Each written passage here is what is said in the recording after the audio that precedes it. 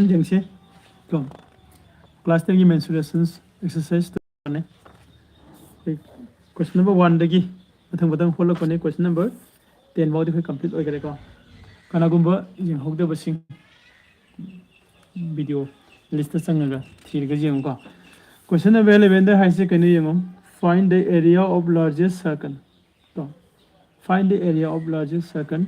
that can be drawn inside the square of side 21 centimeter 21 centimeter na side oiba square amagi manungda jekpa ngamba khwaidagi chawba circle do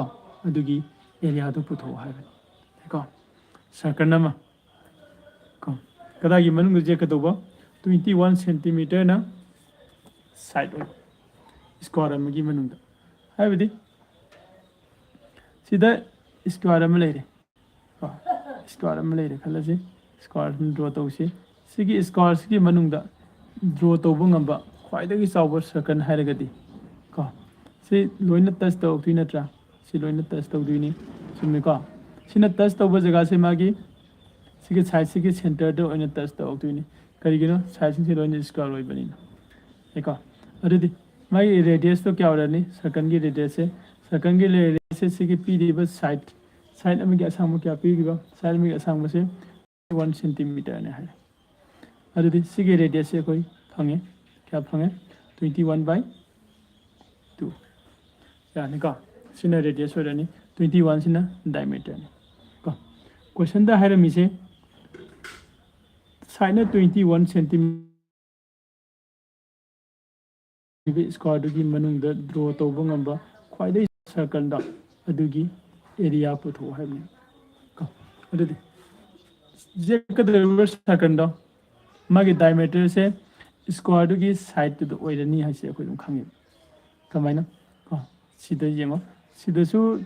adi side ani makta touch tawna ji aku matamda side ani gi center du da touch tawrani haibadi sida diameter sina khaido akanda ase semi circle oidini loina sume ko sigi diameter se sigi side sigi sangama na doini adudi radius di diameter sigi tangkhai ni means sigi side sigi tangkhai ni side sina 21 sangagadi radius to 21 by 2 haibadi 1 ko 10.5 centimeter san oitini radius so adudi jeko holasi khwaidagi chawba circle nama khoi ji o haire ko question number 11 solution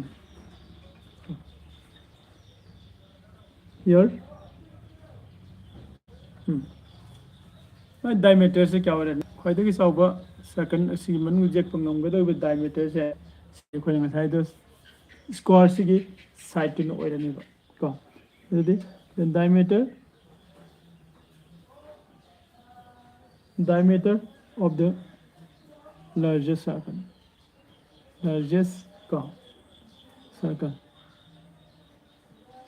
equal to 21 centimeter yare ko sima clear ware kayino mane diameter of this largest circle hai is kana se size ke mane lo rei se khangare ko natra sigi semi circle ore kanda sigi magi diameter se size ke sang mana du ko sima leire adoita di then radius putho mo radius of the circle do radius of the circle is equal to 21 by 2 I will 10.5 centimeter sinamagi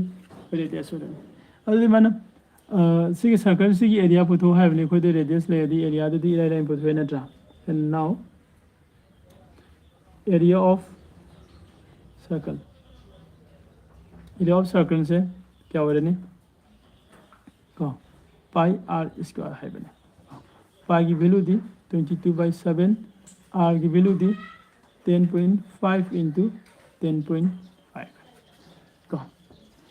मतलब 7 is the कम्बरा mummy को 7 है the क्या दार है 7 1 जा 7 3 ले में coin को 7 5 जा 35 चुम्बरा 3 लेमें 5 पुदरे 7 5 35 अदुदी सी पुलअप से मल्टीप्लाई तौथोसी मल्टीप्लिकेशन का 22 से 1.5 से मल्टीप्लाई तौरदी 2 5 जा 10 को 2 5 जा 10 11 22 मिको 5 जा 10 2 5 जा 10 11 0 3 3.1 तो क्या आता है 33 into 10.5 को अदुदी 10.5 से 33 मल्टीप्लाई तौथो 3 5 जा 15 1 carry 0 3 1 जा 3 को 3 1 5 5 6 4 3 क्या आता है 3 4 6.5 centimeter square 3 4 5 6.5 centimeter square सिना कना मसागी स्क्वायर दुगी मनुंगदा जेक पंगंबा ख्वाइदगी चावो सर्कल दा अदुगी एरिया से 3 4 6.5 centimeter square से ओइरनी है